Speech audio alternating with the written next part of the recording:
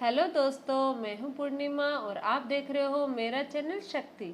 आज का मेरा टॉपिक है कि करवा चौथ की पौराणिक कथा क्या है और साथ ही विनायक जी की कथा भी जरूर बोलूंगी मैं। तो आखिर कैसे हुई करवा चौथ की शुरुआत। करवा चौथ व्रत को द्रौपदी ने पांडवों के जीवन की रक्षा के लिए रखा था। सुहागिनों के लिए यह पर्व काफी महत्व रखता है। मान्यताओं के अनुसार इस व्रत को करने से महिलाओं के पतियों की उम्र दीर्घायु होती है और इसके साथ ही दाम्पत्य जीवन में खुशहाली बनी रहती है। तो वीडियो शुरू करने से पहले बोलिए गणेश जी महाराज की जय। अब शुरू करते हैं इसकी पौराणिक कथा के बारे में। करवा चौथ की व्रत कथा। सबसे पहले ये जानते हैं कि इसकी शुरुआत कैसे हुई। इसकी शुरुआत महाभारत काल से जुड़ी है। धार्मिक कथाओं के मुताबिक जब पांडवों के जीवन पर संकट के काले बादल मंडरा रहे थे, तब भगवान कृष्ण ने द्रौपदी को करवा चौथ व्रत रखने की सलाह दी थी। इसके बाद द्रौपदी ने पूरे नियम के साथ करवा चौथ की पूजा की। इस व्रत के प्रभाव से पांडवों के जीवन पर से सभी संकट दूर हो गए थे। वहीं दूसरी इस व्रत से जुड़ी दूसरी कथा यह है कि एक बार देवताओं और असुरों के बीच भीषण संग्राम शुरू हो गया था। युद्ध में सभी देवताओं को संकट में देख उनके पत्नियां विचलित होने लगी। इसके बाद वो सभी भगवान ब्रह्मा के पास पहुंचे और उनसे गुहार लगाई। तब ब्रह्मा जी ने पत्नियों को करवा चौथ व्रत रखने को कहा। सभी ने कार्तिक माह के कृष्ण पक्ष की चतुर्थी तिथि को करवा चौथ का व्रत किया। करवा माता ने देवताओं के प्राणों की रक्षा की और वह युद्ध में विजय हुई। इसके बाद से ही करवा चौथ का व्रत रखा जाने लगा। अब जानते हैं कि इसकी व्रत कथा।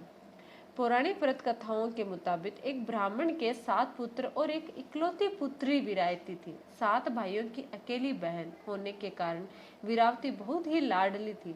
सभी भाई उससे अपार प्रेम करते थे और बहन की आंखों में एक आंसू नहीं देख पाते थे। कुछ सालों बाद वीरावती का भी विवाह एक ब्राह्मण युवक से हो गया। विवाह के बाद जब विवाहिती मायके आई तो उसने अपने 7 भाइयों के साथ करवा चौथ का व्रत रखा। लेकिन शाम होते होते वे भूख और प्यास से व्याकुल हो उठी। अपनी बहन की ऐसी हालत देखकर सभी भाई उससे खाना खाने के लिए मनाने लगे। इसके बाद वीरावती ने कहा कि वो खाना या पानी नहीं पी सकती क्योंकि उसका करवा चौथ का व्रत है। वो चंद्रमा को अर्घ्य देने के बाद ही अन्न और पानी को हाथ लगा सकती है। चंद्रमा के जल्दी नहीं दिखने पर भाइयों ने एक तरकीब खोजा और एक भाई पीपल के पेड़ पर चढ़कर एक दीपक जलाकर चलने की ओट में रख देता है। दूर से देखने पर वह ऐसा लगा कि चांद निकल आया। फिर एक भाई ने आकर विभ्रावती को कहा कि चांद निकल आया है, तुम उसे अर्घ्य देने के बाद भोजन कर सकती हो। बहन खुशी खुशी जाकर चांद को देखा और उसे अर्घ्य देकर खाना खाने बैठ गई। उसने जैसे ही पहला टुकड़ा मुंह में डाला तो उसे छींक आ गई। दूसरा टुकड़ा डाला तो उसमें बाल निकल आया। इसके बाद उसने जैसे ही तीसरा टुकड़ा मुंह में डालने की कोशिश की तो उसके पति की मृत्यु की खबर आ गई। इसके बाद वीरावती की भाभी ने सारा माजरा बताया कि उसके साथ ये सब क्यों हुआ। करवा चौथ का व्रत गलत तरीके से टूटने के कारण देवता उससे नाराज हो गए और फिर एक बार इंद्रदेव की पत्नी इंद्राणी करवा चौथ के दिन धरती पर आई और वीरावती ने उसके पास गई और अपने पति की रक्षा के लिए प्रार्थना की। तब देवी इंद्राणी ने वीरावती को पूरी श्रद्धा और विधि विधान से करवा चौथ का व्रत करने के लिए कहा। इंद्राणी की बात सुनकर वीरावती ने वैसा ही किया और फिर पूरी श्रद्धा के साथ करवा चौथ का व्रत रखा। उसकी पूजा और भक्ति देकर भगवान प्रसन्न हो गए और उन्हें वीरावती को अखंड सौभाग्यवती भव का आशीर्वाद देते हुए उसके पति को जीवित कर दिया। ये है करवा चौथ की पौराणिक कथा। एक पुस्तक के अनुसार ये इसकी कथा है, लेकिन महिलाएं जो कथाएं कहती है उसमें ये भी है कि जो वीरावती है वो अपने पति का शव जलाने नहीं देती है और उसके साथ वन में रहने लग जाती है। तो उसमें उस समय क्या होता है कि जैसे ही वह पहली कर मतलब 12 महीने की जो चौथ आती है उसमें जब पहली चौथ आती है तो वीरावती उस चौथ के पैर पकड़ लेती है कि मेरे पति की रक्षा करो। तो चौथ माता बोलती है कि आपके पति की ऐसी हालत करने वाली चौथ मैं नहीं हूँ। वो कार्तिक माह की कृष्ण पक्ष की चतुर्थी है। लेकिन वीरावती हर चौथ माता जो भी हर महीने की जो चौथ होती है उन सब के पैर पकड़ती है। लास्ट में जब कार्तिक की चौथ आती है, शुक्ल पक्ष की जब करवा चौथ आती है तो वीरावती उसका पैर छोड़ती ही नहीं है और बोलती है कि मेरे पति की रक्षा करो आप चौथ माता, मैं आप जो जैसा कहोगे मैं वैसा करूँगी, लेकिन आपको मेरे पति को जीवित करना ही होगा। इतनी इसकी भक्ति देकर करवा चौथा जो चौथ माता होते हैं वो पिघल जाती है और वो उसके पति को जीवित कर देती है। तो हे चौथ माता, जैसा आपने वीरावती के पति की रक्षा की, उसके पति को जीवित किया, वैसे सबके साथ करना, सबको सौभाग्यवती का आशीर्वाद देना, सबके पति की उम्र लंबी रखना। तो ये है करवा चौथ माता की व्रत कथा। अब मैं आपको विनायक जी की कथा बताने जा रही हूँ, क्योंकि विनायक जी की कथा के बिना चौथ माता की कथा अधूरी होती है। तो चलिए शुरू करते हैं विनायक जी की कहानी।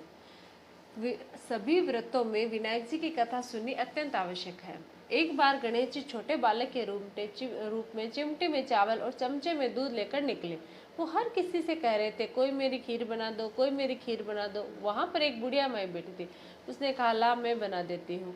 वह छोटा सा बर्तन चढ़ाने लगी तो गणेश जी ने कहा, दादी माँ, छोटी सी भगोनी मत चढ़ाओ, तुम्हारे घर में जो सबसे बड़ा बर्तन हो वही चढ़ाओ। बुढ़िया ने गणेश जी का मन रखने के लिए बड़ा बर्तन चढ़ा दिया। वह देखती रह गई कि वे जो थोड़े से चावल उस बड़े बर्तन में डाले थे वह तो पूरा भर गया। गणेश जी ने कहा, दादी माँ, मैं नहा धोकर आता हूँ। तब जब खीर तैयार हो गई तो बुढ़िया माई के पोते पोती खीर खाने के लिए रोने लगी। बुढ़िया माई ने कहा, गणेश जी महाराज, तेरे भोग लगाना कहकर चूल्हे से थोड़ी सी खीर डाली और कटोरी भरकर बच्चों को दे दी। बुढ़िया की पड़ोसन उस पर छत पर देख रही थी, तो बुढ़िया ने सोचा कि चुगली कर देगी, इसलिए एक कटोरा भरकर उससे भी पकड़ा दिया। बेटे की बहू ने भी चुपके से एक कटोरी खीर ले जाकर खाई और कटोरी चक्की के नीचे छुपा दी। अभी भी गणेश जी नहाकर नहीं आए थे और बुढ़िया को भी भूख लग रही थी, तो वह भी एक कटोरी में खीर डालकर किवाड़ के पीछे बैठकर एक बार फिर कहा कि गणेश जी महाराज, आपके भोग लगे, यह कहकर खाना शुरू कर दिया। तभी गणेश जी आ गई। बुढ़िया माँ ने कहा, आजा रे गणेश, खीर खा ले, मैं तो तेरा ही इंतजार कर रही थी। तब गणेश जी ने कहा, दादी माँ, मैंने तो खीर पहले ही खा ली। बुढ़िया ने कहा, कब खाई? गणेश जी ने कहा, जब तेरे पोते पोती ने खाई तब खाई, जब तेरी पड़ोसन ने खाई तब खाई, और जब तेरी बहू ने खाई तभी भी खाई। अब तूने खाई तो मेरा पेट पूरा ही भर गया। बुढ़िया ने कहा, बेटा, तेरी सारी बातें सच, लेकिन बहू बेचारी तो सुबह से काम में लगी है, और तो फिर उसने खीर कब खाई? गणेश जी महाराज ने कहा, चक्की के नीचे देख, जूठा कटोरा पड़ा है, तूने तो मेरी भोग तो लगाया, वह तो बिना भोग के ही खा गई। बुढ़िया ने कहा, बेटा, घर की बात घर में ही रहने दो, अब बताओ बची हुई खीर का क्या करूं? गणेश जी ने कहा, नगरी को जिमा दो। तो बुढ़िया माई ने पूरी नगरी जिमा दी, फिर भी बर्तन खाली नहीं हुआ। जब राजा को यह बात पता चली तो राजा ने बुढ़िया को बुलाया और कहा, क्यों रे बुढ़िया, ऐसा बर्तन तेरे घर पर कहाँ से आया? ऐसा बर्तन तो राजमहल में होना चाहिए। बुढ़िया ने कहा, राजा जी, इस बर्तन को आप ले जाओ। राजा जी ने खीर का बर्तन महल में मंगा लिया। लाते ही खीर में कीड़े मकोड़े, बिच्छू, कंचड़े हो गए और दुर्गंध आने लगी। यह देखकर राजा ने बुढ़िया से कहा, बुढ़िया, बर्तन वापस ले जा, तुझे हमने दिया। बुढ़िया ने कहा, राजा जी, आप देते तो पहले भी कभी दे देते, यह बर्तन तो मुझे मेरे गणेश जी ने दिया है। बुढ़िया ने बर्तन वापस लिया। लेते ही सुगंधित खीर हो गई। घर आकर बुढ़िया ने गणेश जी से कहा, बची हुई खीर का क्या करें? गणेश जी ने कहा, बची हुई खीर को झोपड़ी के कोने में खड्डा खोदकर डाल दो, उसी जगह पर सुबह उठकर वापस खोदेगी तो धन के 2 चरे मिलेंगे। ऐसा कहकर गणेश जी अंतर ध्यान हो गए। जाते समय झोपड़ी के लात मारते गए तो झोपड़ी की जगह पर महल हो गया। सुबह बहू ने फावड़ा लेकर पूरे घर को खोद दिया तो कुछ भी नहीं मिला। बहू ने कहा, सासू जी, थारो गणेश जी तो झूठो है। सास ने कहा, बहू, मारा गणेश झूठो नहीं है, ला मैं देखूं। वह सुई लेकर खोजने लगी तो टन टन करते 2 धन के चरे निकल आए। बहू ने कहा, सासू जी, गणेश जी तो साचो ही है। सास ने कहा, गणेश जी तो भावनाओं का भूखा है। हे गजानंद गणेश जी महाराज, जैसा आपने बुढ़िया माई को दिया वैसा सबको देना है। विनायक जी की कहानी कहने वाले, हुंकार भरने वाले और आसपास के सभी सुनने वाले को सबको देना। बोलिए गणेश जी महाराज की जय, चौथ माता की जय। धन्यवाद।